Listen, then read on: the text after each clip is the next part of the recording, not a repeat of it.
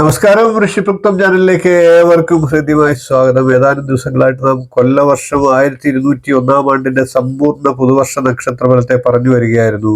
അശ്വതി മുതൽ അവിട്ടം വരെയുള്ള നക്ഷത്രക്കാരുടെ ഫലത്തെ പറഞ്ഞു. ഇന്ന് അതിന്റെ തുടർച്ചയായിട്ടുള്ള വീഡിയോ ആണ്.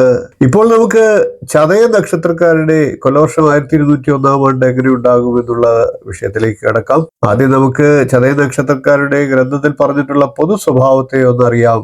മുഖരോ ധൂർത്തോ വന്ദ്യോ ഗുണി ധരി ശത്രുഹ വിഷമശീല കൃപണോ വിശാലനേത്രോ വ്യസനി വരുണോജശ്ച സാഹസിക. അതായത് ചതയ നക്ഷത്രത്തിൽ ജനിച്ചവർ വളരെയേറെ സംസാരിക്കുന്നവരായിട്ടും ധൂർത്തരായിട്ടും വന്ധ്യതയുള്ളവരായിട്ടും അനേക ഗുണങ്ങളും ധനവും ഉള്ളവരായിട്ടും ശത്രുക്കളെ ജയിക്കുന്നവരായിട്ടും വിഷമ പ്രകൃതി ഉള്ളവരായിട്ടും പിശുക്കരായിട്ടും വിസ്താരമേറിയ കണ്ണുകൾ ഉള്ളവരായിട്ടും വ്യസനവും സാഹസികത്വവും ഉള്ളവരായിട്ടും ഭവിക്കും എന്നാണ്. ഇനി നമുക്ക് കൊല്ലവർഷം 1201 ചതയ നക്ഷത്രക്കാർക്ക് എങ്ങനെയുണ്ടാകും എന്ന് പരിശോധിക്കാം. വ്യാഴം 5ലും 6ലുമായിട്ടാണ് സഞ്ചരിക്കുന്നത്. രാഹു ജന്മരാശിയിലാണ്. കേതു ആകട്ടെ 7ാം രാശിയിലും ശനി 2ലുമായിട്ടാണ് പുതുവർഷത്തിൽ പ്രധാന ഗ്രഹങ്ങളുടെ ഗോചരസ്ഥിതി. 7ാം ശനി അവസാനത്തെ 2.5 വർഷക്കാലത്തിലേക്ക് കടക്കുകയാണ്. രാഹു ആകട്ടെ ജന്മരാശിയിൽ പൂരിട്ടാതിയിലാണ്. വൃശ്ചിക മാസത്തിന് ശേഷം ചതയ നക്ഷത്രത്തിൽ പ്രവേശിക്കുന്നതുമാണ്. ഗുണാനുഭവങ്ങൾ ഉണ്ടാകുന്നതാണ്. അതേസമയം ഒപ്പം പ്രതിസന്ധികളും ഉണ്ടായേക്കാം.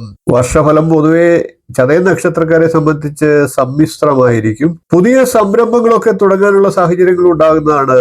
ഓരോ ചുവടുവെപ്പിലും നല്ല കരുതൽ ഉണ്ടാകണം എന്നർത്ഥം. കൃത്യനിഷ്ഠയോടുകൂടി കാര്യങ്ങൾ ചെയ്യുന്ന ശീലം കുറയാൻ പാടില്ല. ഉദ്യോഗസ്ഥരായിട്ടുള്ളവർക്ക് തൊഴിലിടത്തിൽ സ്വാധീനം വർദ്ധിക്കുന്ന സമയമാണ്.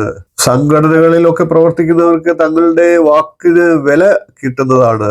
പ്രൈവറ്റ് സ്ഥാപനങ്ങളിലൊക്കെ ജോലി ചെയ്യുന്നവർക്ക് ശമ്പള വർധനവോ മറ്റ് ആനുകൂല്യങ്ങളോ ലഭിക്കുന്നതാണ്. വിദ്യാർത്ഥികളായിട്ടുള്ള ചതയ നക്ഷത്രക്കാർക്ക് ആശിച്ച രീതിയിൽ ഉപരിപഠനം പൂർത്തിയാക്കാൻ സാധിക്കുന്നതാണ്. വലിയ തീർത്ഥയാത്രകളൊക്കെ ചെയ്യാനുള്ള സാഹചര്യങ്ങൾ ഉണ്ടാകും. മാതാപിതാക്കളെയും പൊതുവെ കുടുംബാംഗങ്ങളെയും ഒക്കെ തൊഴിൽ സ്ഥലത്തേക്ക് ഒപ്പം കൂട്ടിക്കൊണ്ടുപോയി താമസിപ്പിക്കാനുള്ള സാഹചര്യങ്ങൾ ഉണ്ടാകും. പ്രണയ സാഫല്യമൊക്കെ ആഗ്രഹിക്കുന്നവർക്ക് അതൊക്കെ സാഹചര്യം ഉണ്ടാകുന്നതാണ്. അതേപോലെ തന്നെ സന്താന പ്രാപ്തി ആഗ്രഹിക്കുന്നവർക്കും സന്താനങ്ങളെ ലഭിക്കുന്നതാണ്. പുതിയ വീട് പണിയൊക്കെ തുടർന്നുകൊണ്ടിരിക്കുന്നവർക്ക് ആ പണികളൊക്കെ പതുക്കെ കാലതാമസം ഉണ്ടാകാനും അത് നീണ്ടുപോകാനുമുള്ള സാഹചര്യങ്ങളുണ്ട്. ആരോഗ്യപരമായി വിഷമതകൾ ഉണ്ടായിരുന്നവർക്ക് അപ്രതീക്ഷിതമായിട്ടുള്ള പനി, ജലദോഷം തുടങ്ങിയ കാര്യങ്ങളൊക്കെ ഉണ്ടായേക്കാം. എന്നിരുന്നാലും വ്യാഴത്തിന്റെ ദൃഷ്ടിയുണ്ട്. അതിനെ എല്ലാം ഇല്ലാതാക്കി ആരോഗ്യം നേടിയെടുക്കാൻ സാധിക്കുന്നതുമാണ്. ചതയ നക്ഷത്രം അറിയേണ്ടതെല്ലാം എന്നുള്ള എന്റെ വീഡിയോ കണ്ടിട്ടില്ലാത്തവർ കാണുക. 2 ഭാഗങ്ങളിലായി ചെയ്ത ആ വീഡിയോ നിങ്ങൾക്ക് വളരെയേറെ പ്രയോജനം ചെയ്യുന്നതാണ്. ഈ വീഡിയോ ഇഷ്ടപ്പെട്ടുവെങ്കിൽ ഒന്ന് ലൈക്ക് ചെയ്യുക, ഷെയർ ചെയ്യുക, ചാനലൊന്ന് സബ്സ്ക്രൈബ് ചെയ്യുക. നിങ്ങളുടെ അഭിപ്രായം കമന്റായിട്ട് അറിയിക്കുക. അടുത്ത ദിവസം നമുക്ക് പൂരിട്ടാതി നക്ഷത്രക്കാരുടെ സമ്പൂർണ്ണ പുതുവർഷ ഫലവുമായി കാണാം. നന്ദി, നമസ്കാരം, ശുഭദിനം.